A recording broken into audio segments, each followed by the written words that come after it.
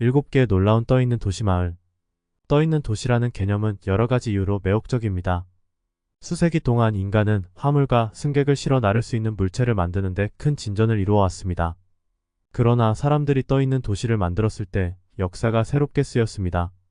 떠있는 도시는 호수나 바다와 같은 수역 위에 지어진 도시나 마을을 의미합니다. 이 미래지향적인 개념은 무수한 가능성을 열어줍니다. 떠있는 도시에 매료된 사람들을 위해 다음은 꼭 가봐야 할 7곳의 목적지입니다. 1. 이탈리아 베니스. 베니스는 아마도 세계에서 가장 유명한 떠있는 도시일 것입니다. 100개 이상의 섬과 습지 위에 지어진 이 도시는 해수면에서 겨우 3m 위에 위치해 있어 우기에는 자주 홍수가 발생합니다. 이로 인해 일부 전문가들은 베니스가 약 20년 내에 사라질 수 있다고 주장합니다. 베니스의 교통수단은 오로지 수상에서만 이루어집니다. 수상 택시가 관광객과 주민들을 성 마르코 대성당과 같은 다양한 목적지로 실어 나릅니다. 인프라는 라군에 박힌 나무 기둥 위에 지어졌습니다. 베니스는 역사적으로 여러 제국 아래에서 해양 강국으로 성장해왔습니다. 중국 우전 수상마을. 우전은 떠있는 도시 개념이 그리 새롭지 않다는 것을 보여줍니다. 1300년대에 지어진 것으로 여겨지는 이 마을은 대운하의 기슭에 위치해 있어 주민들과 관광객들에게 떠있는 느낌을 줍니다. 현재까지도 명나라 시대에 지어진 건물과 다리 등의 구조물이 남아있습니다. 이 풍부한 역사와 떠있는 도시 개념이 결합되어 우전은 중국의 주요 관광지 중 하나가 되었습니다. 우전의 대부분의 구조물은 물을 바라보고 있으며 일부는 물을 넘어 확장되어 있습니다. 떠있는 도시인 만큼 주민들은 수상 생활을 하며 보트를 주된 교통수단으로 사용합니다. 3. 미얀마 일레호수. 일레호수는 인타족이 거주하는 곳으로 진정한 떠있는 도시의 정의를 제공합니다. 이 도시에는 물 위에 지어진 대나무 기둥 위에 나무 오두막이 있습니다.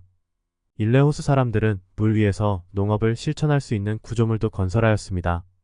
이곳에서 그들의 주식 대부분이 생산됩니다. 대부분의 떠있는 도시와 마찬가지로 이동은 보트를 통해 이루어집니다.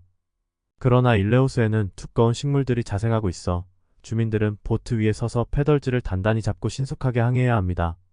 관광객들에게 이 떠있는 도시는 멋진 경험을 제공합니다. 경치는 놀랍고 요리는 입맛을 만족시킵니다. 4. 네덜란드 히터른. 히터른은 베니스와 유사한 개념을 공유하여 작은 베니스로 불리며 북쪽의 베니스라는 별명도 있습니다. 그러나 히터른은 그 자체로 떠있는 유토피아입니다.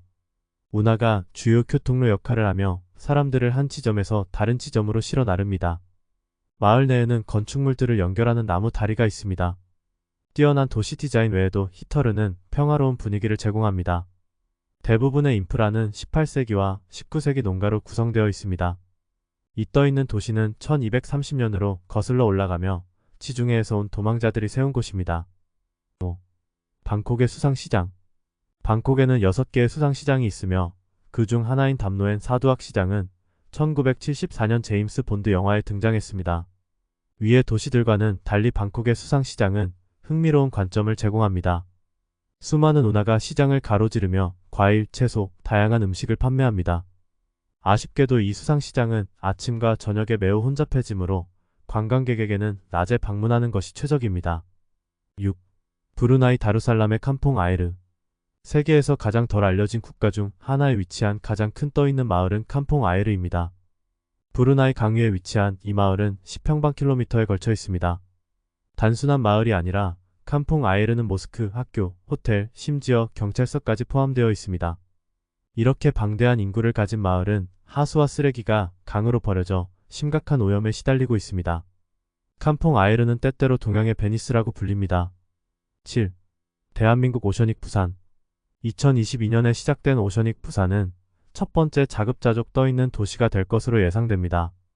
이 프로젝트는 뉴욕에 본사를 둔 OCANIX와 부산광역시의 협력으로 이루어졌습니다.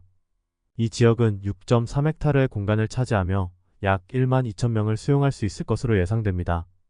다리로 연결된 이 지역은 수상교통이 주요 교통수단이 될 예정입니다. 이 목록의 다른 떠있는 도시들과는 달리 오셔닉 부산은 자원을 재활용하고 물을 포충하여 100% 자급자족을 목표로 합니다. 전문가들은 오셔닉 부산이 2027년까지 부분적으로 완공될 것으로 예상하고 있습니다.